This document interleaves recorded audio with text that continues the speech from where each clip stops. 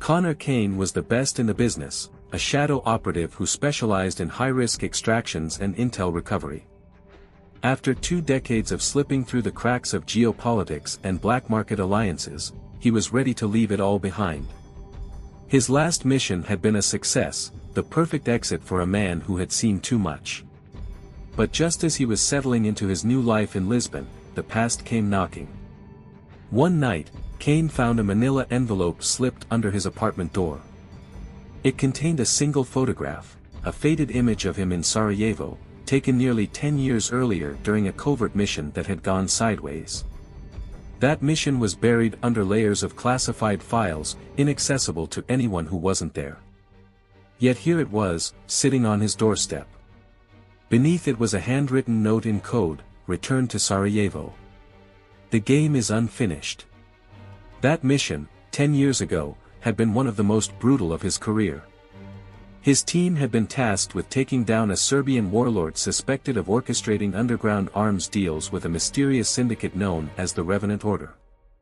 But things had gone south, and his entire team had been compromised, barely making it out alive. Kane had always suspected there was more to the mission, something hidden beneath layers of misdirection. He knew that going back to Sarajevo meant opening up a past he had worked hard to bury. Yet he couldn't ignore the feeling that someone wanted him back there for a reason. So, Kane gathered his old equipment, leaving no trace of his departure, and flew out under an alias, slipping through borders as he'd done countless times before. He arrived in Sarajevo at dusk, the city's scars from years of conflict still visible against the skyline, reminders of old wars and unresolved secrets. Almost immediately, Kane sensed he was being watched. Shadows lurked in alleys, eyes followed him in reflective surfaces, and small, seemingly harmless encounters felt charged with hidden meanings. He knew he was walking into a trap, but he was ready for it. Years of honing his instincts kicked in as he prepared for whatever lay ahead. His first stop was an old cafe, a place he and his team had used as a safe house years ago. As he slipped into a corner booth, a waitress slid him a cup of coffee along with a folded note. He glanced at it. "Meet me at the ruins. Midnight. Alone." The signature was unmistakable, Sofia Markovic, his handler from that ill-fated mission. Sofia had disappeared shortly after the operation, and no one had seen her since. Rumor had it she'd gone rogue, or worse, been taken out by the Revenant Order. If she was alive, she was his best chance to find answers. At midnight, Kane made his way to the ruins of an old fortress on the outskirts of the city. The silence was thick, the only sound being his own footsteps echoing across the stone.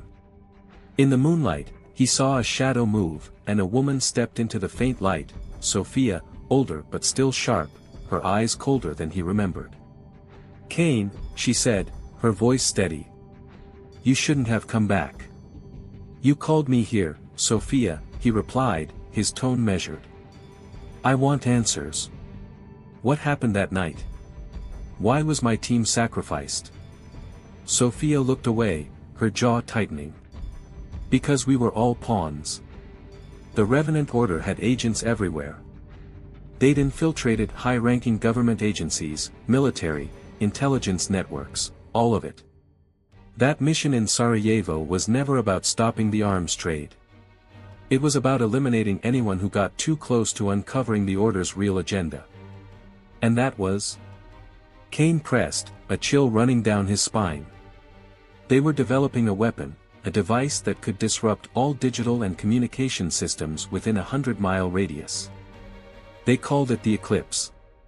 Imagine the power to shut down an entire country's infrastructure in seconds. That's what they were after."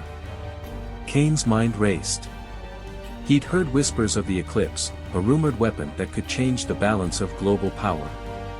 But he'd assumed it was just that, a rumor. Now, it seemed terrifyingly real. "Why are you telling me this now?" he asked, his eyes narrowing. Sofia hesitated, glancing around as if someone might be listening. "Because they've found a way to activate it. They're going to use it as leverage, and if they succeed, they'll control every government that relies on modern tech. I managed to steal part of the activation code. That's why they're hunting me. And you. She handed him a flash drive. This is only part of it. The other half is hidden in the city, and they're closing in on it. Before Kane could respond, the faint hum of approaching vehicles interrupted them. The ruins were suddenly flooded with headlights, and figures emerged from the darkness, Revenant agents, dressed in black tactical gear, weapons aimed at them. The trap had been sprung. Kane, go! Sophia yelled, drawing her gun and firing off shots to cover his escape. Without hesitation, Kane bolted, sprinting through the labyrinth of ruins as bullets whizzed past him, cutting through the night. He knew he had to disappear. The Revenant Order was too powerful to confront head-on, and if he wanted to survive, he had to outsmart them. He found an old tunnel that led to the edge of the city and slipped into the shadows, disappearing into Sarajevo's winding streets. He knew the city well enough to evade capture, but he was only a step ahead. He spent the next few days moving like a ghost, blending into the city's underbelly, reaching out to old contacts, and piecing together clues to locate the hidden half of the activation code. Meanwhile, he kept his senses sharp, always aware of the agents patrolling nearby. The Revenant Order had eyes everywhere, and each night he found himself forced to relocate, narrowly escaping their grasp. After days of searching, Kane found himself at a forgotten bunker beneath the city's old library. It was abandoned, dark, and silent, with walls covered in encrypted symbols. His contact had said this was where Sophia had hidden the second half of the code. Using a flashlight, Kane deciphered the symbols, each one a part of a larger puzzle that eventually led him to a hidden compartment in the wall. Inside, he found a small, dusty USB drive, the missing piece. Just as he pocketed the drive, he heard footsteps approaching. The Order's agents had tracked him down. Kane knew he had no time to waste. In a calculated move, he disabled the lights, plunging the bunker into darkness. He navigated through the shadows, silently taking down one agent after another. The firefight was short and brutal, leaving him breathless but alive. With both parts of the code, Kane had what he needed to stop the eclipse. But he also knew that simply possessing it made him a marked man. He had one final move to make, to broadcast the code, rendering it useless by putting it in the public domain. But to do that, he'd need the help of a skilled hacker. Kane reached out to Sophia, arranging a covert meeting in a high-rise safe house overlooking the city. The skyline was blanketed in fog, lights muted and casting eerie glows across the dark buildings. Sophia greeted him with a grim smile, and together, they connected the drive to her laptop, preparing to transmit the code. As they worked, they heard the sound of helicopters approaching. Revenant forces had tracked them again, and this time, they were bringing everything they had. Time was running out. Just a few more seconds, Sophia said, her fingers flying over the keys. The door exploded inward, and Kane sprang into action, taking down agents as they stormed in, fighting to buy her more time. Finally, she hit enter, and the data began flooding the network, transmitting the Eclipse code to every secure channel in existence. The Revenant Order's most valuable weapon was now public knowledge, useless in the hands of any single party. In the chaos, Sophia and Kane managed to slip out, escaping into the maze of alleys below. As they watched the city's lights fade into the distance, Kane knew he had narrowly escaped with his life. The Order would still hunt him, but they had lost their greatest leverage. For now, the world was safe. As dawn broke over Sarajevo, Kane vanished once more, a ghost on the move, carrying with him the secrets of a war that would never make the headlines. Alex Mercer was a man who left his past behind, or so he thought. 5 years out of the game, he had finally built a quiet life in a small town nestled by the mountains, far from the chaos of his old life as an elite Black Ops specialist. But that peace shattered the day he found an unmarked package on his doorstep. Inside was a simple message: "We remember." The words were written in code, familiar to Alex from his days in covert operations. The memory of his last mission flooded back, the disastrous op in Madrid, a political scandal that almost toppled governments and forced his agency to erase his identity. They'd buried it all to protect him. But someone was digging it up. Overnight, his life turned upside down. His secure phone vibrated with coded messages. His contacts from the old days, people he hadn't heard from in years, were going dark, disappearing one by one. Someone was systematically hunting them down, and Alex was clearly next. Determined to get to the bottom of it, he packed his bags, locking his memories and his weapons away, and hit the road. Every move he made felt like walking a razor's edge. He quickly realized he was dealing with an unknown enemy, a ghostly presence that left no clues but always seemed one step ahead. The deeper he dug, the more he found himself entangled in a secret war involving high-ranking officials, covert technology, and millions of dollars in hidden funds. It was a vendetta that had been brewing since that mission in Madrid, and now, the stakes were higher than ever. His investigation led him to Berlin, where he met an old friend, Natasha, a hacker and former intelligence agent. She had a theory, that whoever was targeting him was after something bigger, the Harbinger Protocol, a classified project that Alex had only heard whispers of.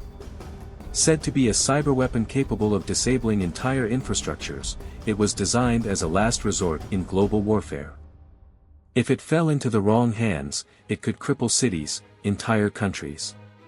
Natasha hacked into restricted networks, retrieving files and piecing together the web of connections. Together, they uncovered clues linking government officials, private arms dealers, and rogue military officers all tied to a shadow organization known as the Black Mantle. But before they could act, Natasha's systems were hacked, her hard drive wiped clean. An ominous message flashed across her screen, "We're watching." Without wasting a second, Alex knew it was time to move. He and Natasha went off the grid, switching vehicles, abandoning phones, and using analog methods to communicate.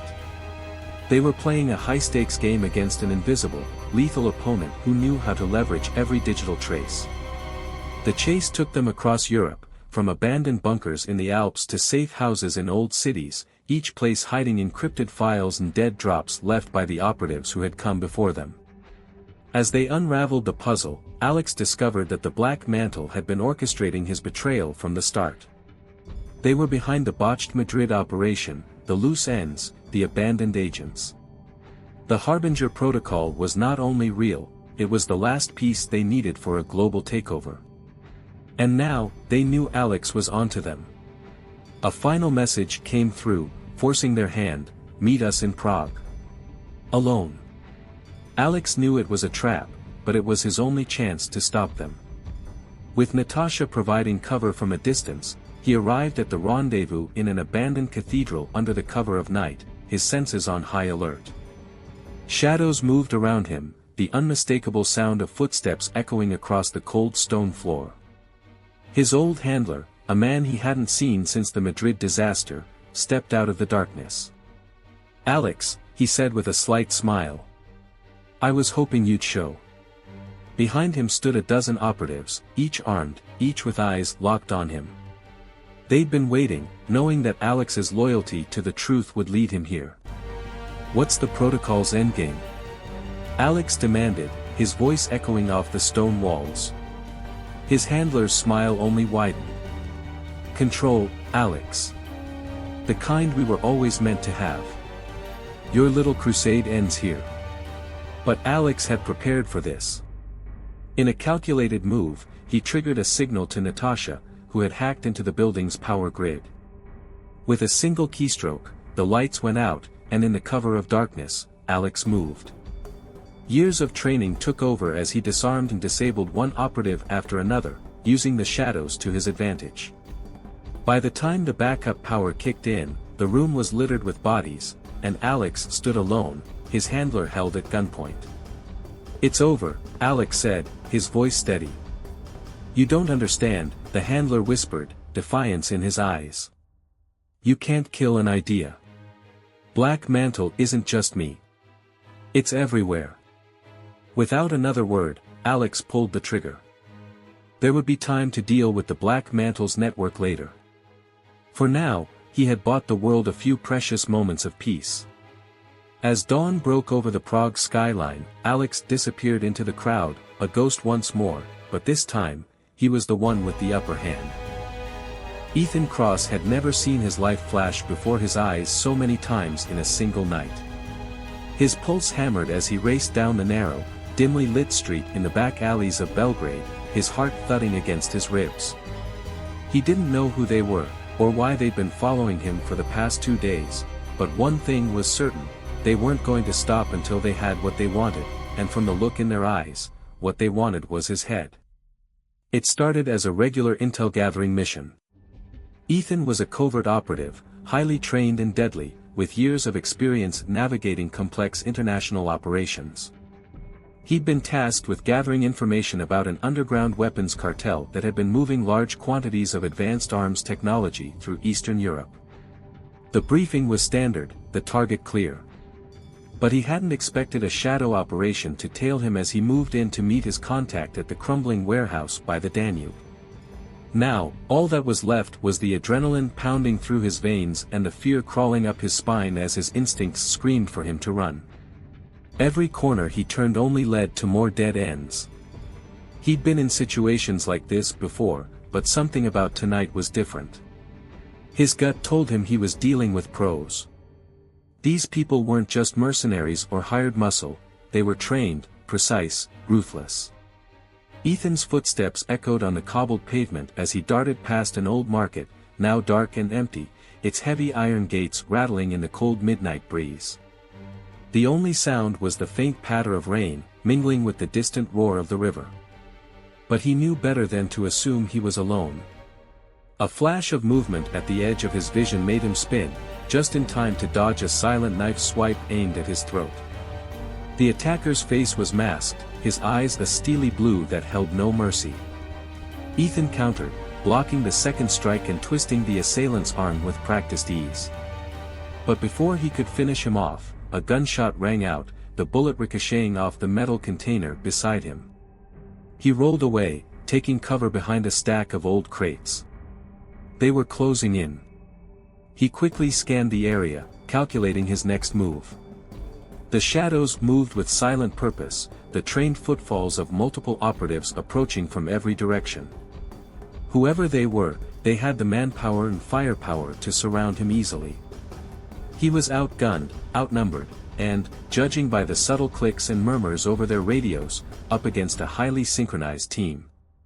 He had seconds to act, and the consequences of staying here too long were a bullet in the head or worse. With a flash of desperate inspiration, he grabbed a metal pipe lying nearby and hurled it across the alley, hitting a stack of crates with a loud clang.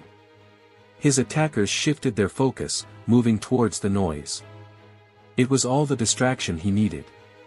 He sprinted towards the fence at the far end of the alley, jumped, and scrambled over the top, cutting his hands on the rusted barbed wire. The pain was sharp, grounding him, but he had no time to dwell on it. He dropped down on the other side, his feet hitting the ground just as the sound of boots grew louder behind him. Ethan didn't stop. The only chance he had now was to lose them in the winding streets and alleys of the old city. His mind raced as he calculated his next steps. He had to get to a secure line, contact his agency, and figure out who these people were. The intel he was carrying was highly sensitive, blueprints for a new biochemical weapon that a terrorist cell was attempting to develop. If it fell into the wrong hands, it could mean mass casualties across Europe. For the first time in his career, Ethan felt a shiver of fear crawl up his spine. The files he was carrying weren't just any ordinary intelligence, they were the kind that could destabilize governments, the kind that powerful figures in the shadows would kill to possess. He navigated the maze of Belgrade's old streets, taking every turn he could, hoping to lose his pursuers. But the sounds of footsteps grew closer. He ducked into an old, abandoned building, his eyes adjusting to the darkness. The air was thick with dust and decay, the faint smell of mildew clinging to the walls. He pressed himself against the wall, controlling his breathing, listening. Outside, the footsteps slowed, methodical, as if they knew he was nearby. Ethan slid his hand to his belt, where he kept his backup Glock. It wasn't much against an entire squad, but it would have to do. He raised it, ready to fire at the first sign of movement. The seconds ticked by, stretching into a tense eternity. Then he heard it, a faint scrape of a boot against concrete, just outside the doorway. He held his breath, finger on the trigger, waiting. The figure entered, gun raised, scanning the shadows. He was one of the same men who'd attacked him earlier. Ethan could see the glint of a knife strapped to his hip, the silent, lethal calm in his eyes. This wasn't an ordinary operative, he was a hunter, and Ethan was his prey. Ethan moved in a blur. He swung his elbow up, catching the man off guard, the gunshot muffled as they struggled. The attacker's reflexes were quick, but Ethan was quicker. In a flash, he had him in a chokehold, cutting off his air. He needed answers, and this was his only chance to get them. "Who sent you?" Ethan growled, tightening his grip. The man's expression remained stoic, his loyalty unwavering. It was clear that he'd rather die than betray his employer. But Ethan had other ways of making him talk. He twisted the man's arm at a brutal angle, eliciting a grimace of pain. "The files. Why are you after them?" The man sneered, his voice a low rasp. "You'll never get out of here alive, Cross. We own this city." Before Ethan could press him further, the man slammed his head back, hitting Ethan in the face and breaking free. He stumbled, blood dripping from his nose, and the attacker took advantage, lunging forward with the knife. Ethan barely dodged, the blade slicing his arm. Ignoring the pain, he twisted, delivering a crushing blow to the man's jaw, knocking him out cold. But the noise had attracted attention. Outside, he could hear the rest of the squad closing in.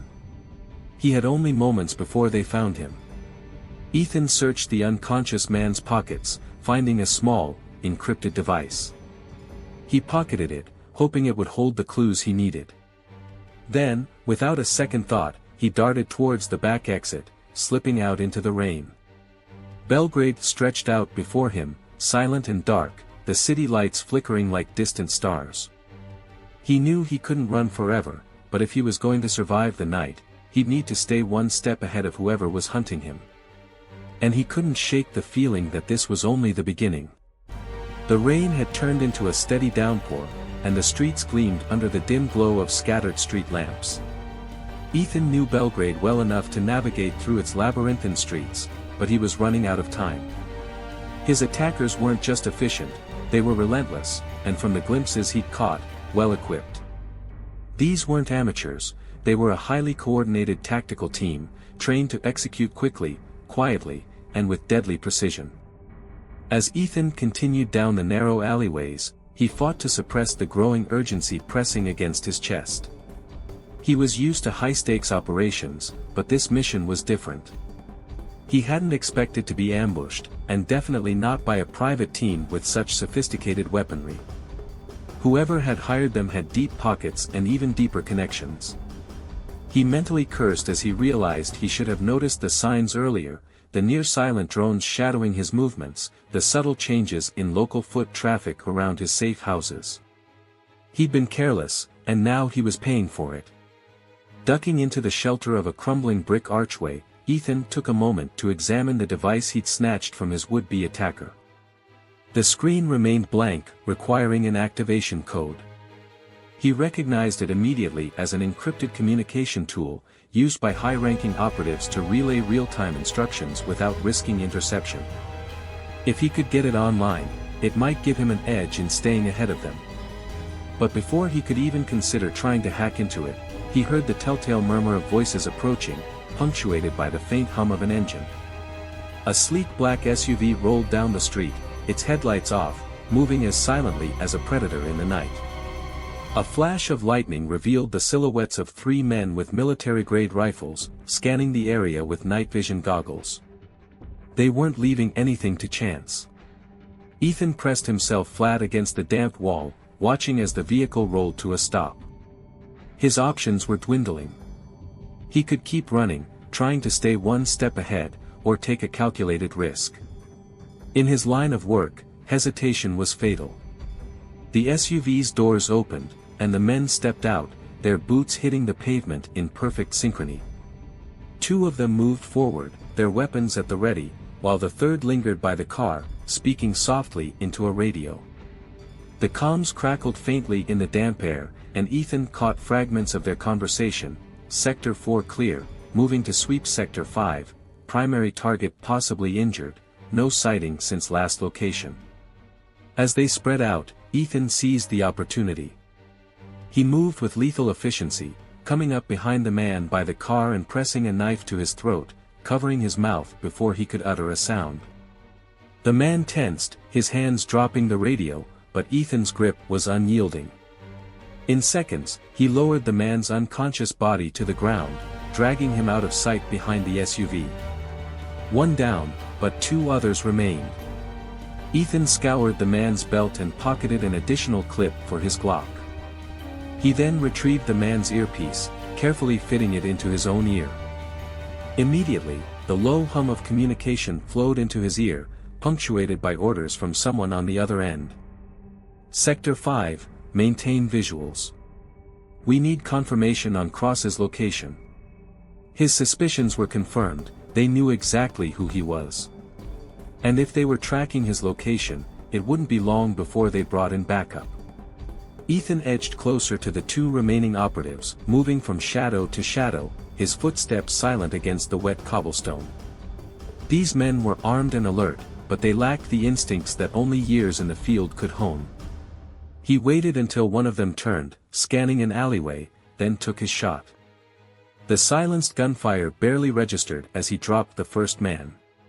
Before the second one could react, Ethan had him on the ground, delivering a quick, decisive blow to the back of his neck. He allowed himself a brief moment to catch his breath, wiping the rain from his eyes. But he knew better than to stay too long.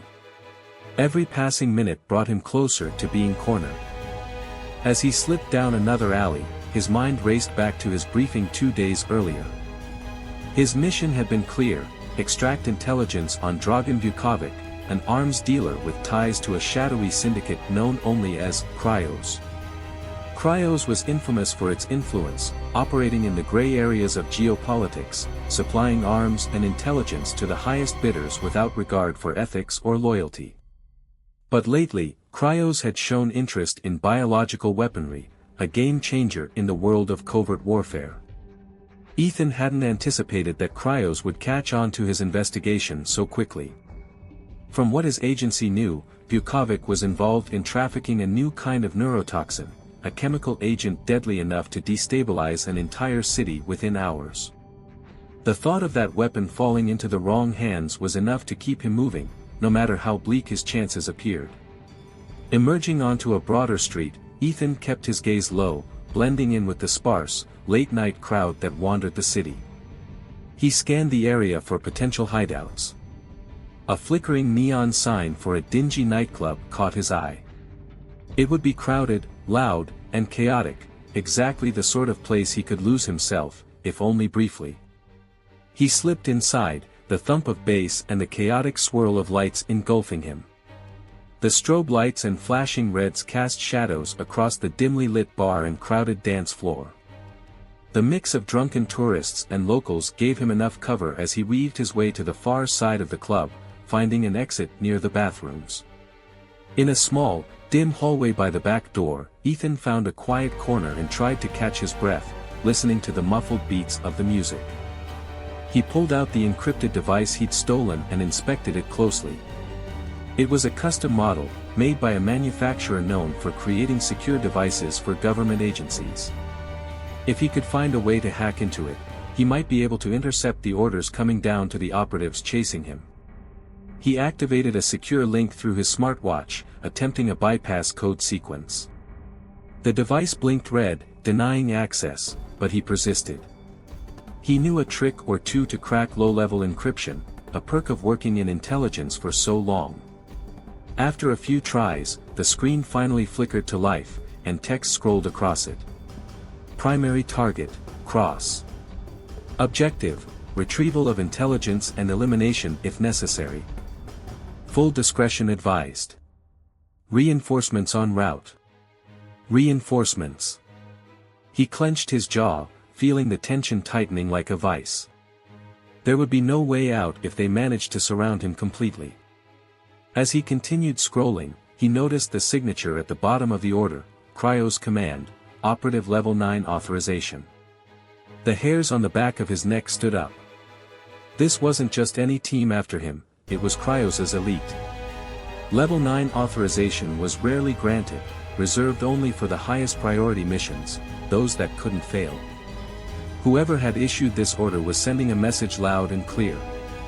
Ethan Cross was considered a top-tier threat, and they would stop at nothing to neutralize him. A door swung open, and he tensed, shoving the device back into his pocket as a figure appeared, silhouetted by the hallway's faint light. He recognized her immediately, the woman from the briefing.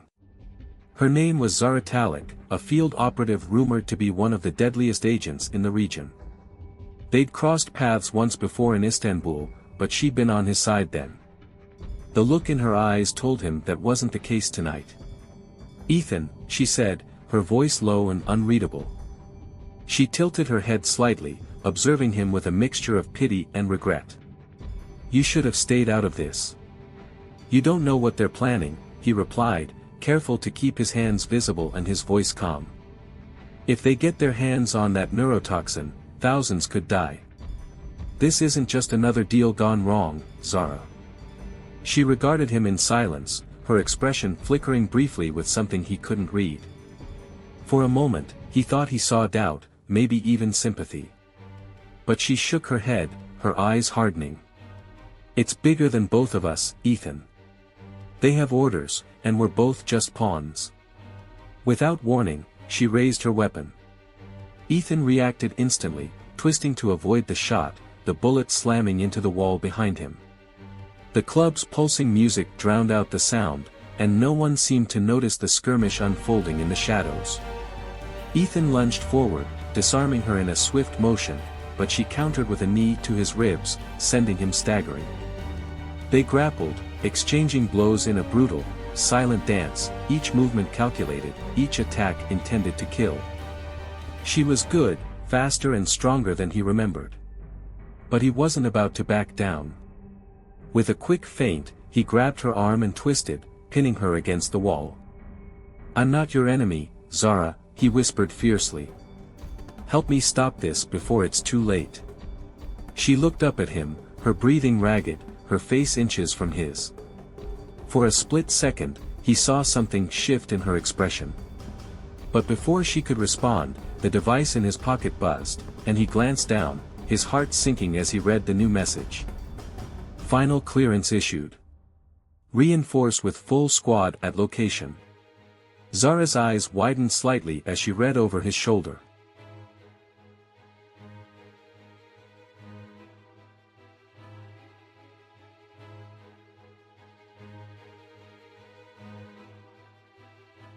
The night began like any other for Mark Phelps, head of security at the Ravenswood Asylum. Perched on the hill, towering over the sleepy town below, the asylum had a grim reputation. Tales of inhumane treatment and experiments were whispered among locals, but no one dared investigate. The institution had been shut down a decade ago, and the patients relocated, but the asylum was still owned by some obscure medical corporation that insisted on keeping a skeleton staff and tight security around the building. Mark knew very little about the details and didn't ask questions. He needed the paycheck, and the less he knew, the better he slept. Tonight, though, something felt different. The air was colder than usual, crisp and biting, cutting through his thick jacket as he walked through the dim hallways with his flashlight. Every creak of the floors, every groan of the old pipes seemed to echo twice as loud.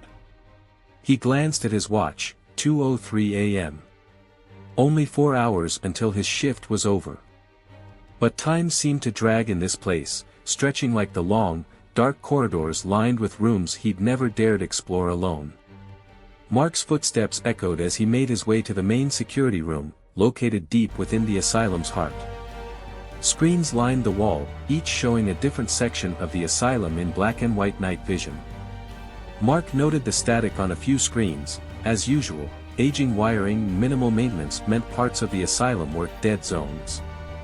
That made it almost impossible to cover every part of the massive, dilapidated building, but he had gotten used to the blind spots. As he sipped his coffee and checked his rounds on the monitors, a flicker of movement caught his eye. Room 39 on the east wing, one of the dead zones. He squinted, unsure if he'd actually seen something or if his mind was playing tricks on him. But then, there it was again. A shadow, barely visible on the edge of the screen, slipping out of view. It was impossible. The asylum was closed off to the public, and the doors were locked every night. But there it was, undeniable and hauntingly real. He grabbed his flashlight, adjusted his utility belt, and headed down the east wing, his heart pounding harder with each step. The air grew colder as he walked, his breath visible in front of him as he exhaled.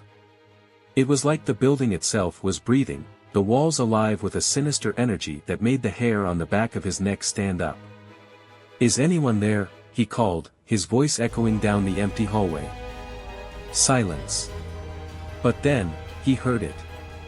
A faint, rhythmic tapping. Like fingers drumming on metal. He shone his flashlight down the hallway and saw a door slightly ajar, room 39. The tapping stopped as soon as he pointed his flashlight toward it. He took a deep breath, stepped forward, and slowly pushed the door open. Inside, the room was dark and filled with a sickly, musty smell that made his stomach turn. The flashlight beam landed on an old metal chair bolted to the floor in the center of the room, shackles hanging from its arms and legs, rusted with age. On the far wall, strange symbols were scratched into the peeling paint, forming some kind of ritualistic pattern. But what made his blood run cold was the figure sitting in the chair. It was a man, at least, it looked like one. His eyes were hollow, his skin pale and tight over his skull, like he hadn't eaten in weeks. His mouth hung open in a silent scream, and dark circles marked his sunken eyes. Mark's heart pounded in his chest as the man's head slowly turned, his lifeless eyes locking onto him. "Help, me." The man whispered, his voice raspy and weak. Mark took a step back, his mind racing. The asylum was supposed to be empty. No one was supposed to be here. But as he stumbled backward, he felt something brush against his shoulder, something cold and clammy. He spun around, but there was nothing there, just shadows. The cold grew more intense, and the air seemed to thicken, pressing in on him like an invisible weight. He could feel something watching him, something hidden in the darkness, lurking just beyond the reach of his flashlight. In the distance, a low moaning sound echoed through the halls, like a chorus of voices in pain. Mark forced himself to breathe, his chest tight with fear. He backed out of room 39, his hands shaking as he shut the door. He turned and ran, heart hammering, but as he turned a corner, he came face to face with a familiar face, a fellow security guard, Sean. "Mark, what the hell are you doing down here?" Sean asked, his brow furrowed. "There's someone, in room 39, Mark stammered, still catching his breath. Sean's face went pale. "Room 39. Mark, there's no room 39 on the east wing. They sealed that area years ago." Mark blinked, trying to make sense of what Sean was saying. He knew he'd seen it. The room, the symbols, the man chained to the chair, he'd been right there. He shook his head, trying to clear the images from his mind. "Sean, I saw it. I swear." But Sean only looked at him with a mix of pity and fear. "Listen, let's get back to the security room. Maybe it's just the night shift getting to you." Reluctantly, Mark followed Sean back through the winding corridors. But as they reached the security room, he noticed something strange. Every screen was flickering, static filling the monitors. One by one, the screens went black, until only one remained, showing a live feed of room 39. In the center of the room, where Mark had just seen the man, now stood a tall figure cloaked in shadow. its head tilted to one side as if listening, aware of being watched. It raised one skeletal finger and pointed directly at the camera. Directly at Mark. That's not possible, Sean whispered, frozen in fear beside him. The figure on the screen took a step closer to the camera, and then another. It kept moving forward, as if approaching the very edge of the screen, until all that filled the monitor was darkness. The lights flickered in the security room, and the temperature dropped even further. Both men were rooted to the spot, terror paralyzing them. Then, a faint scratching sound started from behind them, soft and methodical, growing louder, scraping against the metal door. "Do you hear that?"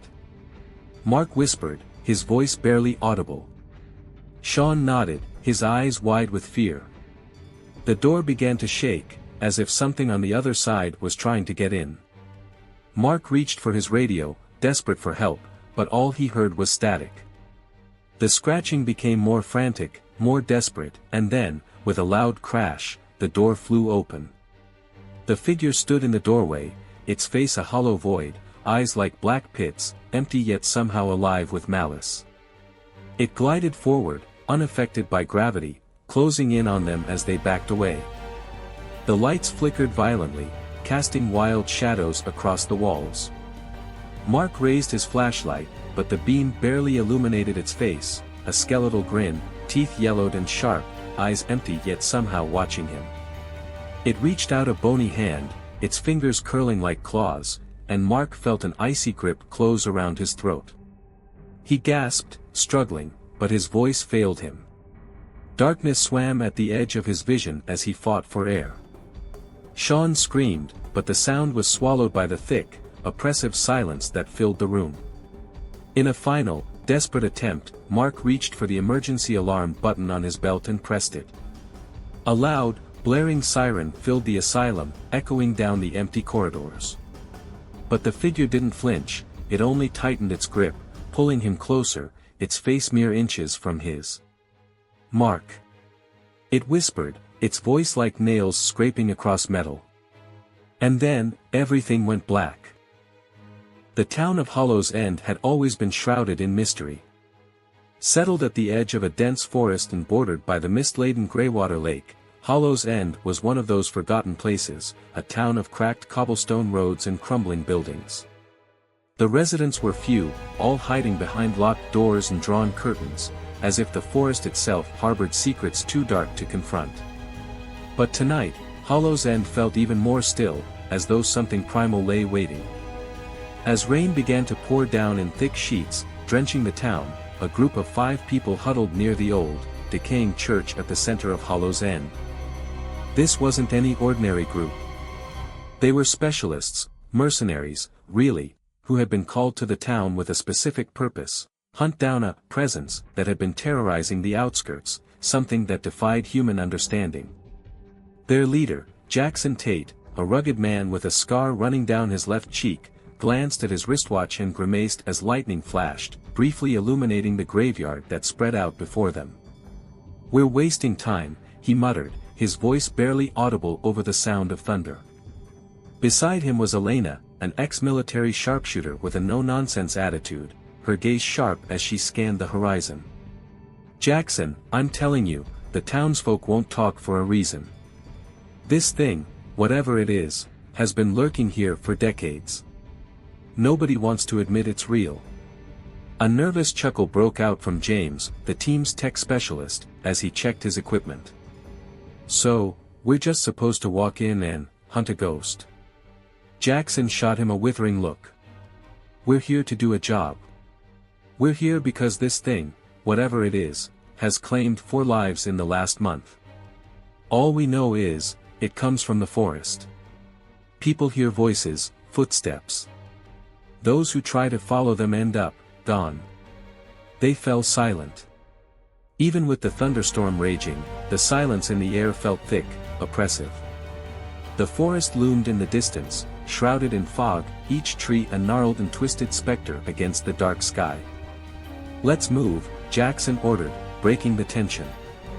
They turned on their flashlights, beams cutting through the thick mist as they made their way toward the forest's edge. Every step felt heavy, each footfall sinking slightly into the sodden earth, and the smell of wet leaves and decay hung in the air.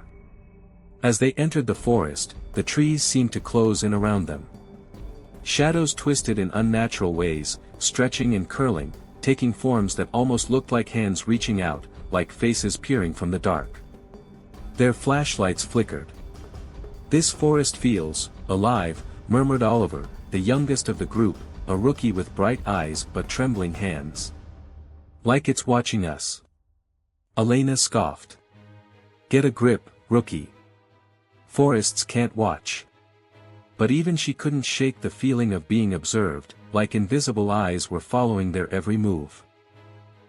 The group continued forward, carefully navigating the uneven terrain, the silence broken only by the sound of their boots squelching in the mud. Suddenly, a whisper cut through the night, faint and chilling. It was impossible to tell where it was coming from, but it echoed, carrying an unnatural resonance. They all froze, exchanging nervous glances. "Did anyone else hear that?" James whispered, his voice shaking. Jackson nodded grimly, his jaw set. "Stay close. Don't stray off the path." The whisper came again, louder this time, and Jackson felt a chill run down his spine. It was a voice, soft and distant, speaking a language he didn't recognize, an ancient and guttural tongue that felt wrong, like it was never meant to be heard by human ears. The whisper grew, spreading through the air like a virus, as though the entire forest had come alive with voices, each branch, each leaf murmuring that same haunting chant. The air grew colder, and Jackson could see his breath misting before him. And then, the voice stopped. The sudden silence was even more unnerving. The team looked at each other, fear in their eyes, but they were too far in to turn back. Jackson gestured for them to continue. They walked in silence for what felt like hours, the forest seeming to warp and twist around them, paths doubling back on themselves, trees appearing to close in. The rain had stopped, but the air was thick with mist, swirling around their legs like tendrils. Then, out of nowhere, they heard a scream, a blood-curdling, agonized cry that echoed through the trees. It was close, too close. The team swung their flashlights in all directions, but the mist obscured their view. "Everyone stay sharp," Jackson barked. That scream, it could be one of the missing. As they pushed forward, the mist began to thin, revealing an old, decrepit cabin hidden in a clearing. It looked ancient, with walls of rotting wood and windows that seemed like dark, empty eyes staring out at them. The door hung open, creaking softly in the breeze. Without a word, Jackson approached the cabin, motioning for the others to follow. They moved as one, flashlights raised, weapons ready. As they entered the cabin, the air inside was thick with the smell of decay, a sweet, sickly odor that made their stomachs churn. The walls were covered in strange symbols, scrawled in what looked like dried blood.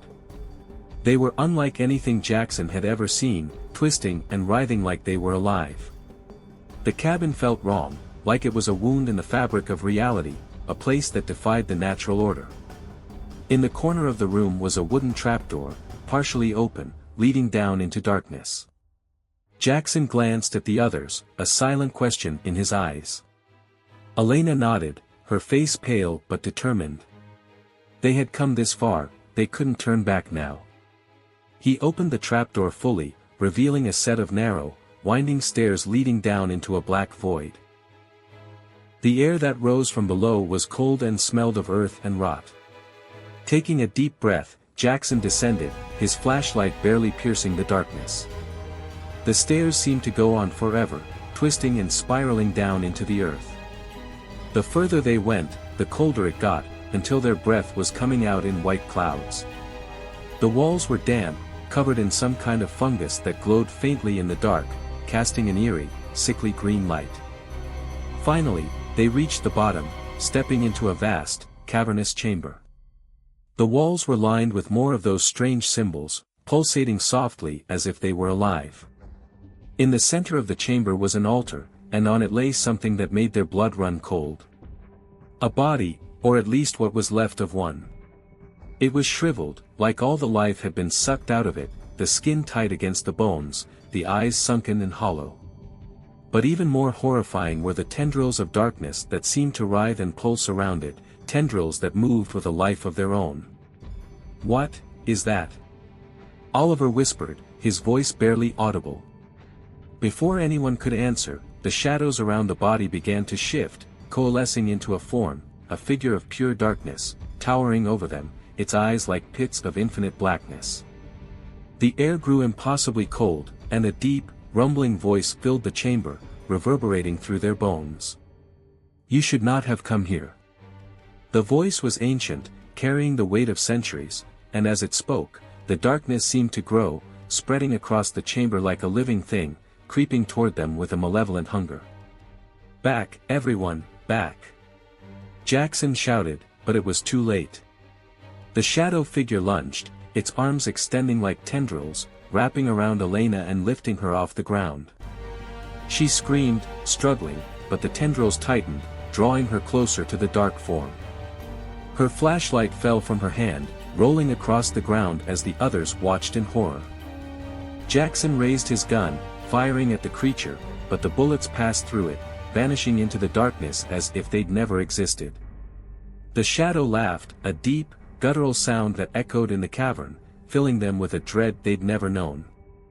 "Run!" Jackson yelled, grabbing Oliver by the arm as they sprinted back toward the stairs. James was right behind them, but as they reached the base of the stairs, they realized that the entrance had vanished. The stairs led to a solid wall of stone, sealing them in.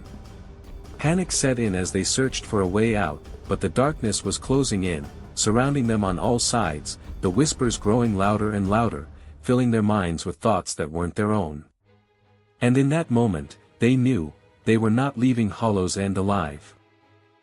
They called it the Crimson House. Not because of its color, no, the house was a dull, faded gray, with paint peeling from the walls and windows clouded by grime. It earned its name because of the horrors that supposedly took place there. Over a century ago, Dr. Cornelius Whitaker, a reclusive and enigmatic doctor, had lived there, conducting experiments on his patients. The townsfolk said they could still hear their cries of anguish on windless nights, like echoes trapped within the walls. For years, no one dared approach the place. It was left to rot at the edge of town, overgrown by weeds and hidden by thick, thorny bushes. But legends persisted, and people were drawn to the mystery. Some braver souls ventured to the house, hoping to disprove the stories or to catch a glimpse of something otherworldly. None of them ever spoke of what they found, if they ever found anything at all. And over time, the house was largely forgotten. But for Emily and her friends, it wasn't forgotten at all. They had grown up hearing the stories of the Crimson House, sharing ghost tales around campfires, daring each other to walk to its gates. Now, as college students back home for the summer, they wanted one last thrill before they parted ways again. Emily's friend, Jake, suggested they go to the house at midnight, just to see if the legends were true.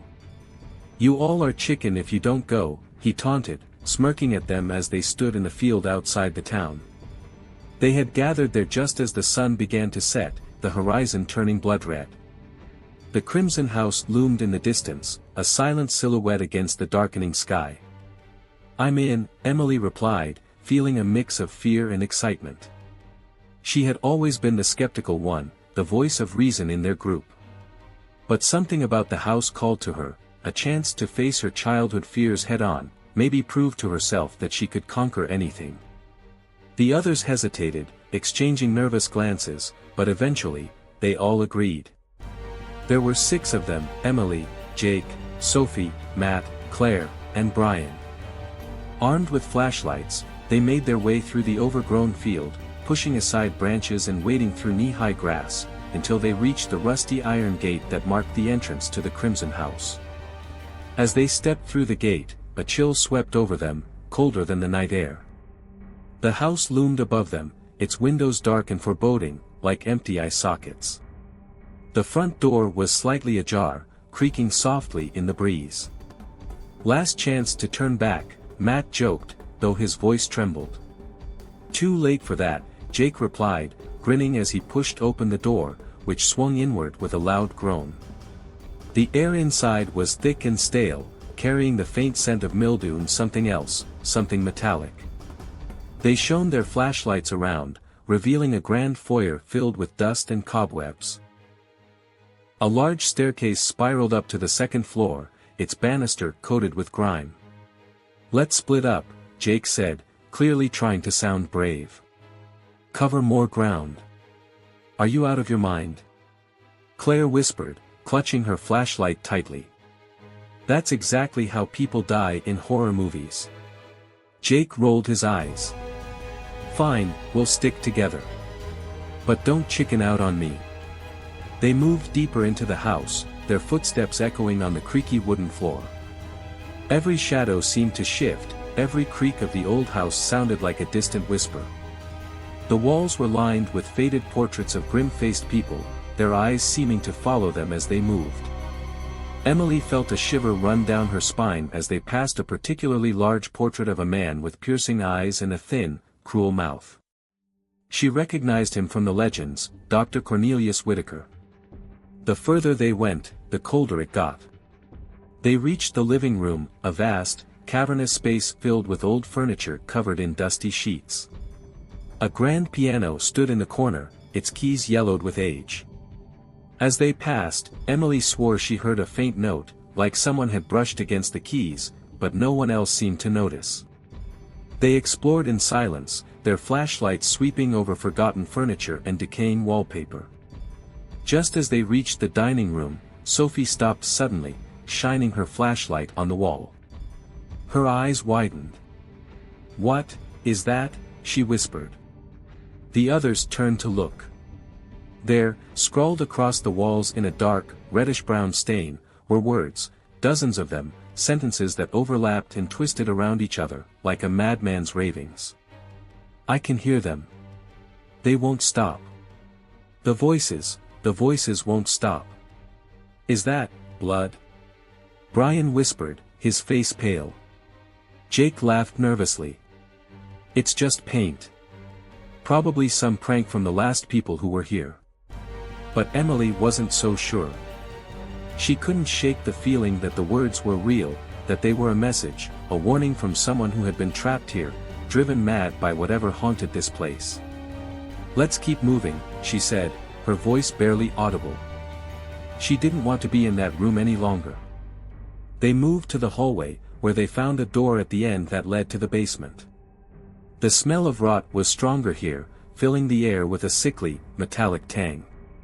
"Come on, let's check it out," Jake said, opening the door and shining his flashlight down the stairs.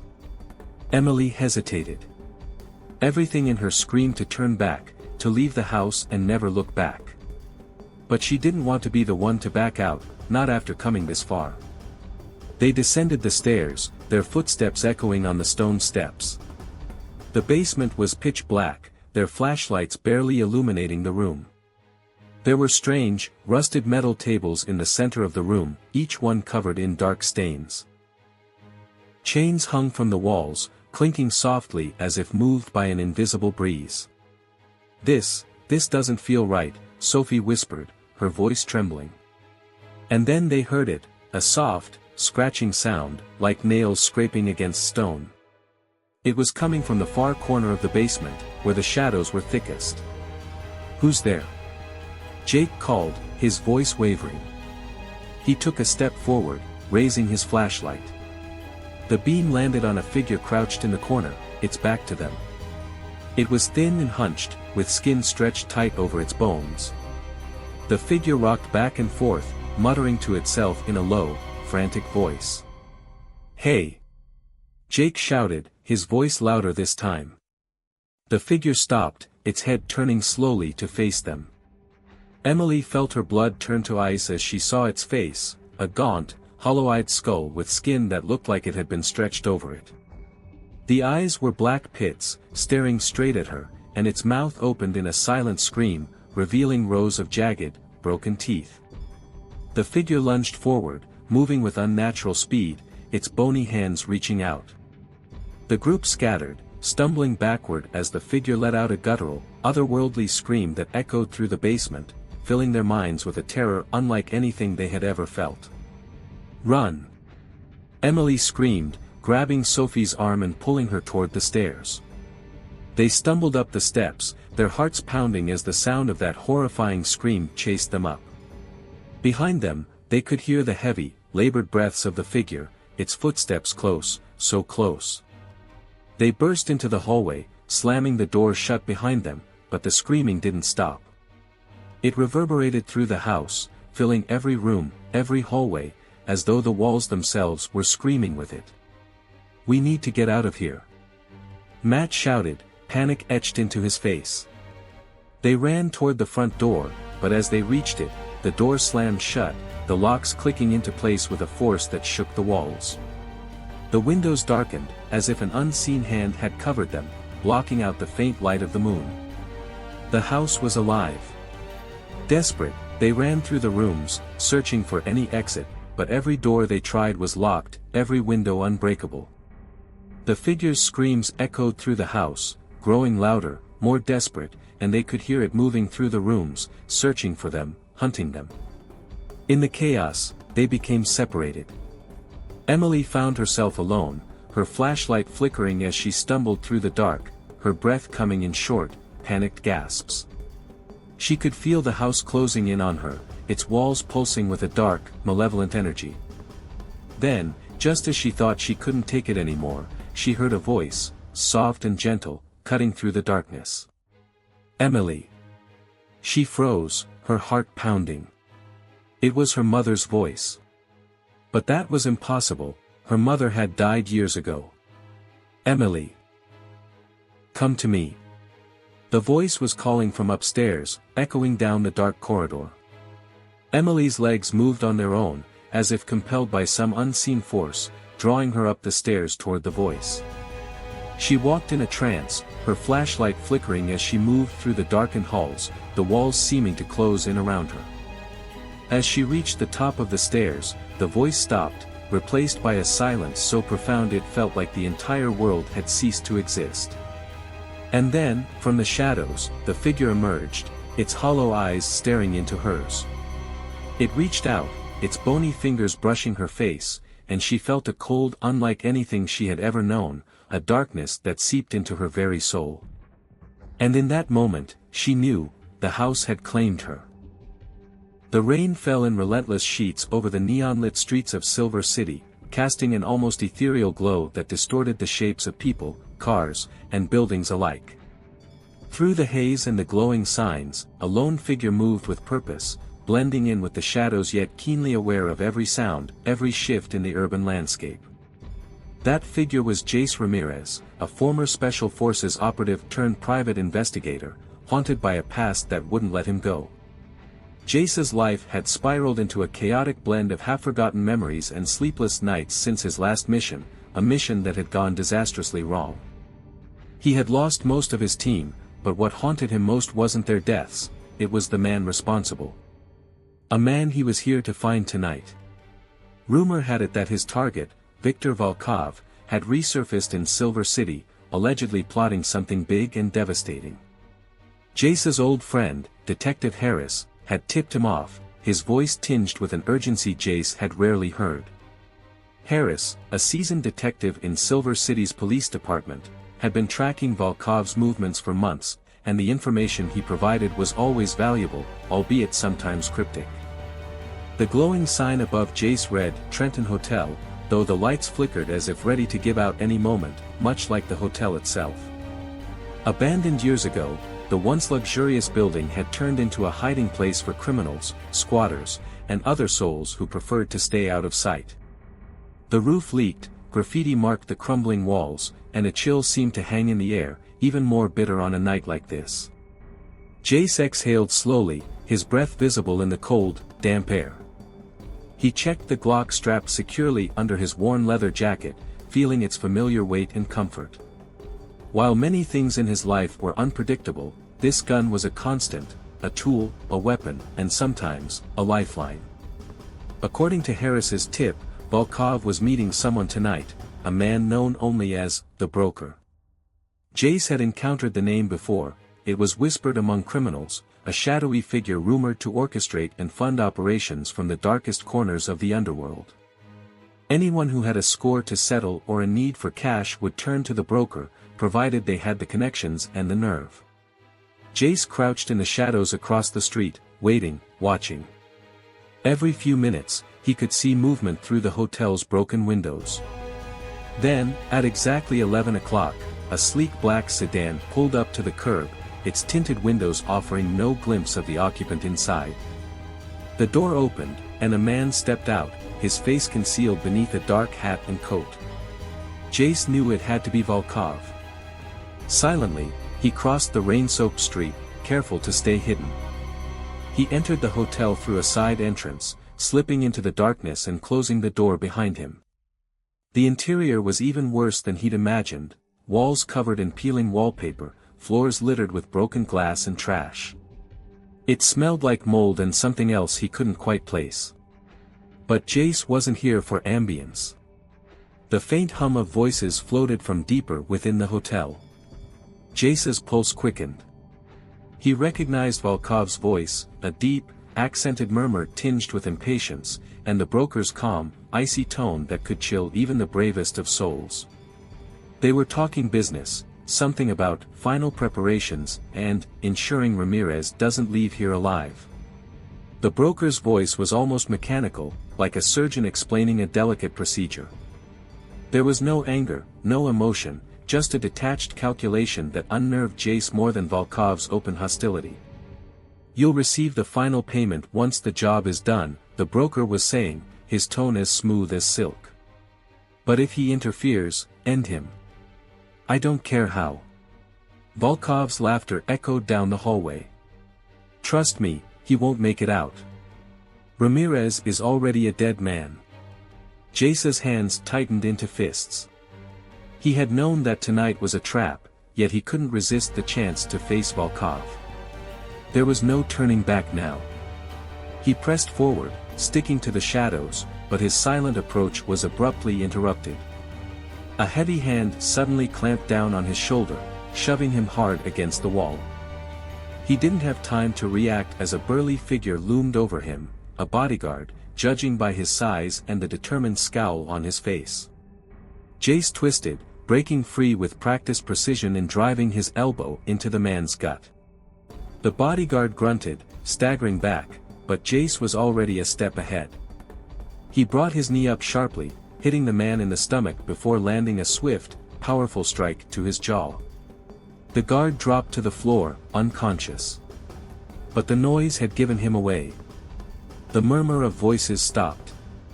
A silence stretched, heavy and expectant, until Volkov's voice rang out. "Ramirez."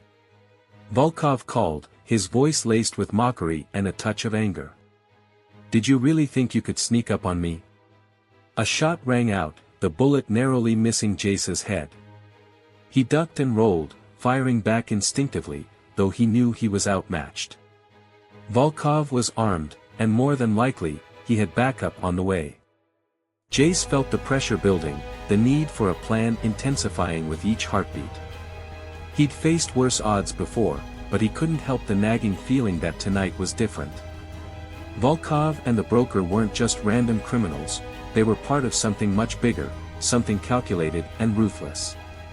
As Volkov's men closed in, Jace weighed his options.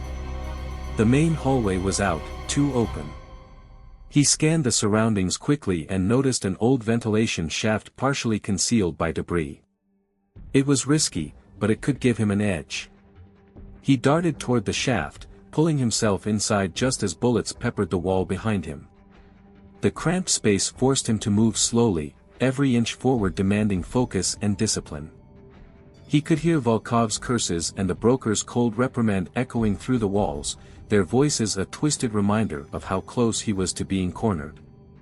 Finally, he emerged from the shaft, dropping down into what appeared to be an old ballroom. Dust hung heavy in the air, and shattered chandeliers dangled precariously from the ceiling. Jace surveyed the room, his instincts on high alert. This room was a dead end. He'd either have to make his stand here or find another escape route. He was scanning the walls when a figure appeared from the shadows. Detective Harris. For a moment, Jace felt a flicker of relief. Harris was one of the few people he could trust, or so he'd thought. Harris? Jace asked, lowering his gun slightly, though his gaze remained wary. What are you doing here? Harris looked worn and anxious, a stark contrast to his usual calm demeanor. I tried to warn you, Jace, he said, his voice thick with regret. Volkov, he has my family. I didn't have a choice. Jace's pulse quickened, anger mixing with disbelief. So you led me here. You betrayed me. Harris flinched, but he didn't deny it. I had no other option, Jace. They said they'd kill my wife, my daughter. I had to play along. Jace's mind raced, but he forced himself to stay calm. Harris might have betrayed him, but he was still in danger. If Volkov was willing to threaten an innocent family, there was no limit to his ruthlessness. Before he could respond, heavy footsteps echoed from the hallway. Volkov's men were closing in fast, and Jace knew they had only seconds before the entire room was swarming with armed thugs. Listen, Jace said, his voice low and intense, we don't have time for apologies. If we're going to make it out of here, we need to work together. Harris nodded, and they both turned toward the old staircase that led to the roof. It was a long shot, but with Volkov's men approaching, it was the only option left. They sprinted up the staircase, their footsteps echoing against the crumbling walls. Behind them, Volkov's voice rang out, taunting them. Ramirez. You can't run forever. This is your end. Jace didn't respond, focusing instead on reaching the rooftop. As they burst through the final door, they found themselves standing on the edge of the building, the city stretching out before them, its lights dim beneath the stormy sky. A helicopter hovered overhead, its spotlight cutting through the rain and illuminating the rooftop. Police sirens wailed in the distance, but Jace knew they wouldn't arrive in time. Volkov appeared in the doorway, his gun trained on Jace, a cold smile twisting his lips. This is where it ends, Ramirez. You should have stayed dead the first time. Jace felt Harris tense beside him, but he held his ground, staring Volkov down. You've taken a lot from me, Volkov. But you won't walk away from this. Volkov's smile widened. Bold words from a man who's about to die. But before he could pull the trigger, the sound of a gunshot filled the air. Harris staggered, clutching his chest as he fell to the ground, his eyes wide with